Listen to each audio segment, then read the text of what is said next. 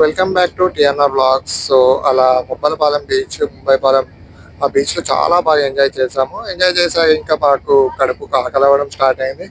So అంతా enjoy చేసిన దాకా ఇంకా ఆకలి కాకుండా ఉంటుందా? సో వ్యూతో అయితే కడుపు నింపుకోలేం కదా అని చెప్పేసి అలా వస్తుంటే మాకు ఒక అథెంటిక్ హోటల్ కనబడింది. చాలా ఓల్డ్ మోడల్ హోటల్. ఈ హోటల్ని చూస్తుంటే మీకు ఏం గుర్తుకొస్తుంది అనేది కింద కామెంట్లలో అయితే చెప్పండి, మర్చిపోకండి అస్సలు. సో మీరు హోటల్ మొత్తం చూపిస్తున్నాను, చూడండి.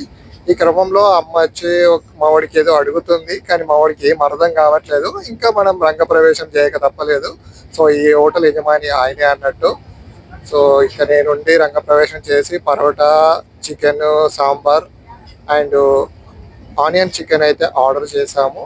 టేస్ట్ మాత్రం చాలా అంటే చాలా అంటే చాలా బాగుంది. చాలా రోజుల తర్వాత మంచి ఫుడ్ తిన్నాననే ఫీలింగ్ వచ్చింది. అసలు ప్లేట్లు కూడా నాకేసాము, అంత బాగుంది ఫుడ్. సో ఈ హోటల్ ఏంటి అనేది ఏమైనా గుర్తుపట్టారా? ఎలా ఉంటే మీకు ఫీల్ వచ్చింది, ఎక్కడైనా చూసినట్టు అనిపించిందా అనేది.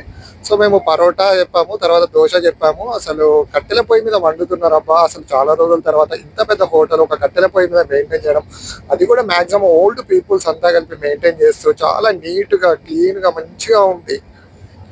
సో ఈ హోటల్ నేమ్ డీటెయిల్స్ అని చేసి మీరు స్క్రీన్ షాట్ తీసుకోండి, నేను వీడియోలో వదిలేస్తున్నాను. ఇంకా అలా చూసి తిన్న తర్వాత బిల్ ఎంత అయిందో అనుకున్నాము.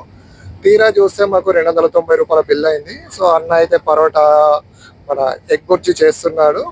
సో ఇది ట్రై చేద్దాం అనుకోని చేయలేదు, ఇది కూడా కట్టెల పొయ్యి మీదే.